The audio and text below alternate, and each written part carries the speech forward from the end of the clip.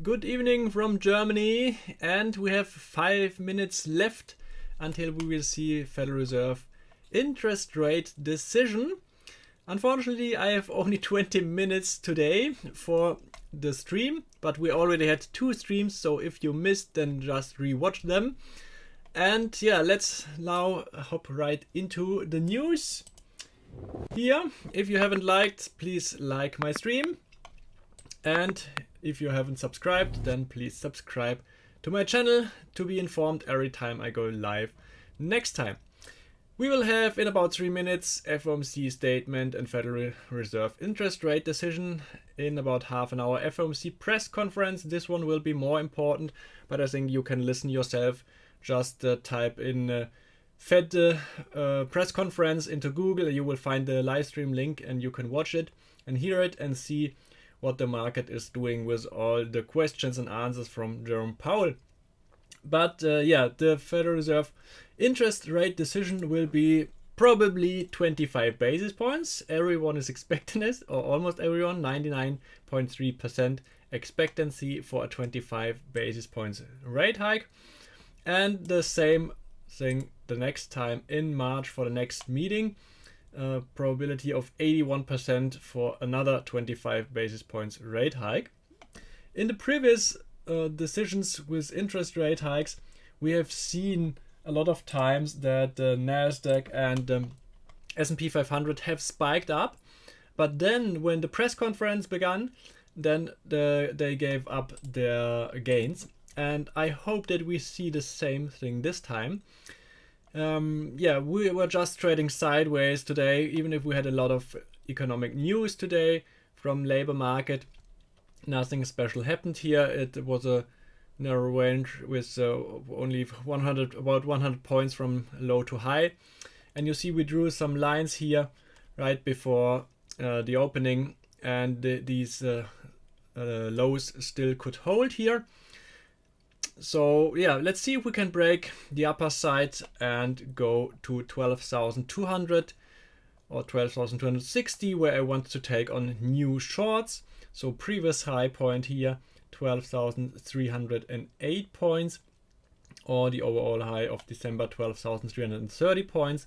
Let's see how far we can go to the upside on the first move on the interest rate decision, and then on the press conference, hopefully to the downside again when I entered some more shorts. I'm already short, so if I miss my entry, doesn't bother me. So I'm already in a short position, and I will take on more shorts as soon as we go below the low of yesterday. Especially when we close below the 9 EMA, we should see further pullback here to the 61.8% Fibonacci level, 11,700 or 11,530 points here, the 50% Fibonacci line. In about 2 minutes, we will have the news and see if it's a 25 basis points rate hike.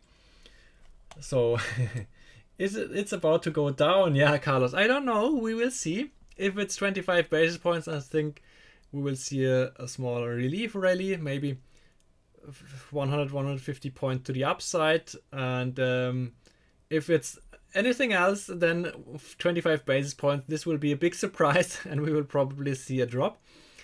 But if we see a zero, then I don't know if it's a drop, but it will cause a lot of confusion. And I don't think we will see this. So chance is almost zero that we will see something different from 25 basis points. But more important will be press conference. So if Jerome Powell's words are still hawkish, then probably the prices will drop again. And yeah, we will see what he will answer, but I think that he won't like the strong job market, and he will talk about a strong job market. We have seen the job numbers today again, and it was a strong job market. And here should be the news. So let's see how the news came out, and it's a 25 basis points rate hike as expected, and market is dropping right away. Just went up by 30 points and is now dropping 50 points. Retest of the lows. No surprise here at all. We know everything was priced in. It's just triggering some stop losses here. Let's see if the first direction is a false one. and then we can go to the other side, maybe do some 100 points to the upside until we have the press conference in half an hour. Almost interesting to see what's happening here without any new news, because everything was priced in. This 25 basis points rate hike was priced in.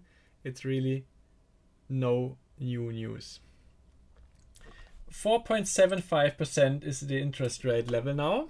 As expected, this was the forecast. The previous level was 4.5%.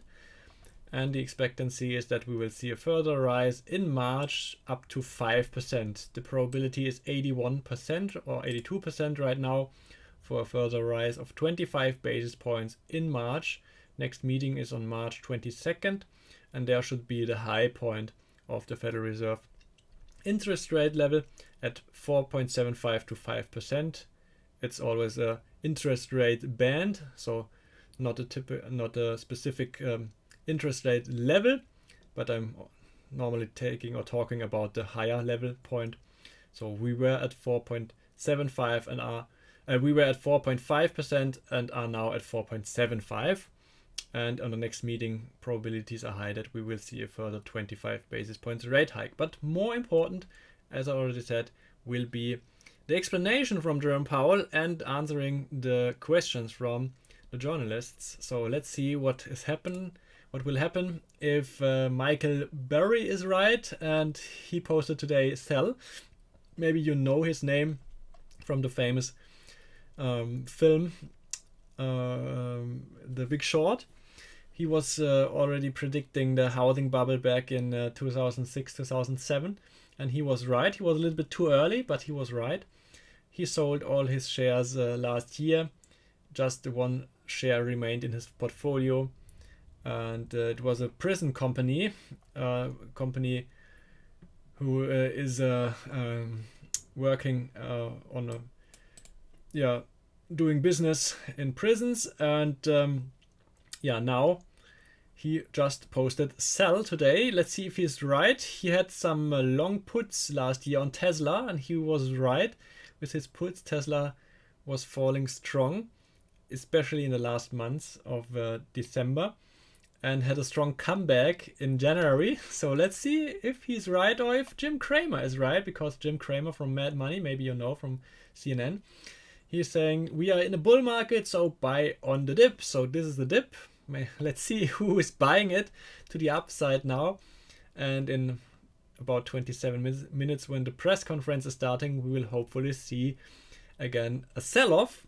I don't know. It's just my own expectation. Always do your own due diligence. You never know what will happen, so be prepared for everything. We already prepared in the previous 2 live streams today. We have our levels to the upside and to the downside. It would wonder if we will close above 12,330. I don't think that we will close above this level. Maybe we will go into this area, see again a rejection here. Maybe not. Maybe we'll just trade sideways for the next half an hour and then see the sell-off. Everything is possible here on these interest rate decision days. I thought it would have pumped more based on 25 basis points increase. The thing is that it was really factored in. So the expectancy was 99.7%. So everyone expected this 25 basis points move. So even if we would have had only a 50 or 30 points movement here, I would have said, yeah, it's fine, because everyone should have expected this. It's nothing special here. On the other interest rate decision days and the previous ones in December and the other months, we had more differences between the expectancies. So we never had 99.7% in the previous Federal Reserve interest rate decisions, and therefore this time it was pretty obvious that almost nothing will happen. Let's see if the bulls can take over and cross through this strong resistance level here on the upper side in the next 10 minutes, and then I have to close my live stream because I will have my own press conference. No, I'm joking. No press conference. It's just a phone call with my stock market group. It's on every first Wednesday of a month, and today is the first Wednesday of February.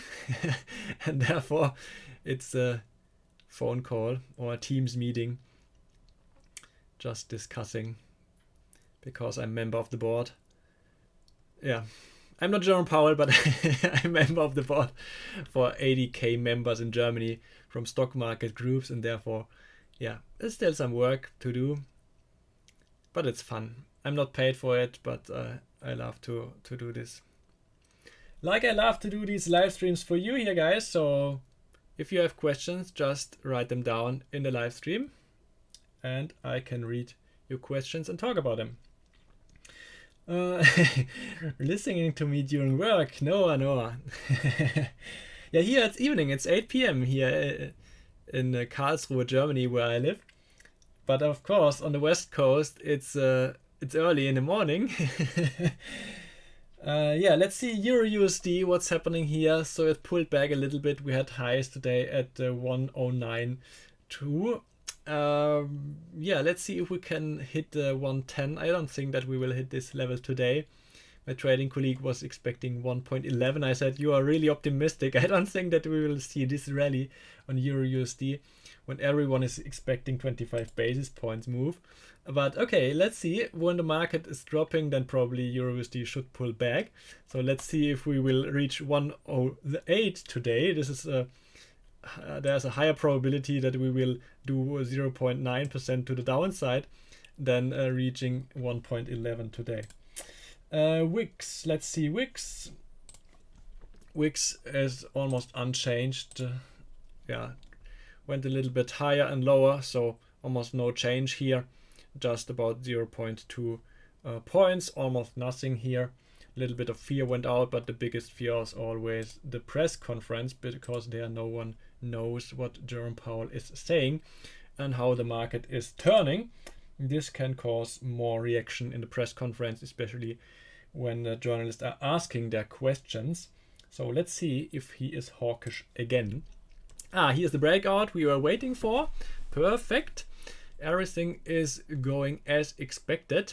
So yeah, I hope that we will reach our 12,200 points level or higher. Then I can short before the press conference. I've already a limit order in place, but I am able to do it manually and to short more, because I'm pretty sure that we won't break through on the press conference. It would really surprise me if Jerome Powell would turn to a dovish speech today. The last times he was so hawkish that I cannot think of him being a dovish today. So probably he will say, no, there won't be any lower interest rate level this year in 2023. And this is not what the market is expecting right now. And therefore probably there will be a shift in expectancies. And the market can turn to the downside again. And the gold price, we talked about this morning, gold price also should turn to the downside. Oh, where's my chart? Because a higher interest rate level is not what is good for gold, because you do not earn interest here on holding gold or dividend payments, and therefore when the yields are staying high, it's not good for gold, and gold should drop. Let's see what happens here on Jerome Powell speaking in about 20 minutes.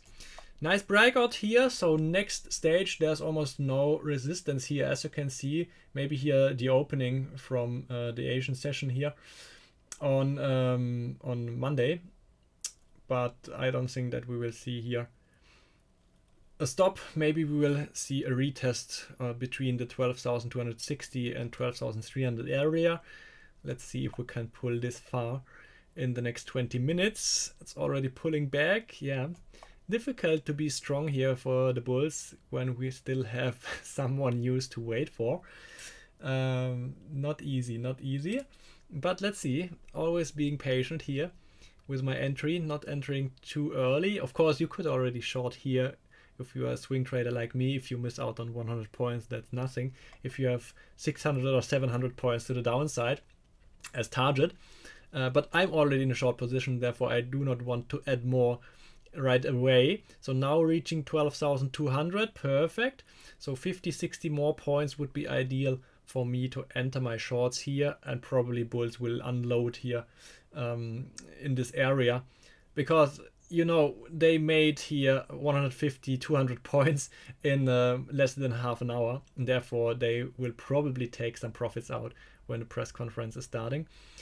If we reach this level, you never know, and struggling here at the 12,200 points level, maybe on the second attempt we can have the push through. Let's see. But this is a good showing here why it is important to have the future charts, because you see this important psychological level, 12,200. There was no resistance here, you could see in the chart, but 12,200 is a round psychological level, and therefore we often see a rejection here at these round levels. So yeah, of course we can just go above it on the next attempt, but there's normally a first attempt, you see here 12,200, and then a smaller rejection, and therefore you need to have live future charts if you are a day trader. It's really important. I would never trade only on the QQQ or SPY, because all the technical analysis is done on the future chart and not on the index itself or on ETFs, because they differ. And yeah, the psychological levels can be seen on the future chart, and I think that the futures move the index and move the stocks, therefore you have to watch the future price and not the stock prices or the ETF prices. ARK, yes, let's see Katie Wood's ARK ETF. I think Katie had her best months in her trading career as a portfolio manager. So let's see ARK ETF, especially because she has a lot of Tesla, still has. She offloaded a lot of Tesla shares last year, but she still has a lot of Tesla shares, and because Tesla had a rally of 80%, ARK is rallying too.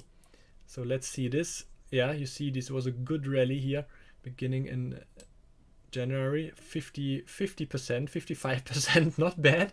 But you see from where the fund is coming. We were at, in November 2021, we were at 100 and what was the high point? $125. So the fund lost about 80% of its value. So you have to distinguish between, yeah, the fund made 55% in 1 month, okay, but it lost 80% over a year. So that's not fun for a long time investor. That's what you have to take into account here. But yeah, I wish the best for Katie. She earned it. And hopefully she can recover a little bit more. Let's see. But I don't think that this will happen today.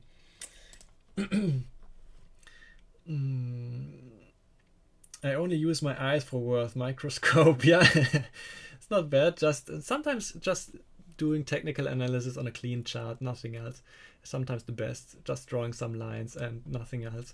It's okay. You don't need the future if you're not a day trader. If you're a swing trader, then of course an ETF price is enough, and you do not need the psychological levels if you are trading on a higher time frame. But it can be important sometimes. Always a great day when Pascal goes live. Thank you, Farid. Thank you. Can the big earnings tomorrow change market directions? Of course, Luke, they will. We already talked about this in the previous 2 live streams today. So tomorrow we will have, let's talk about today. Today, after market close, we'll have Meta platforms. So this is a huge one, and the expectancies are high. So more than 10% movement is expected from the option prices.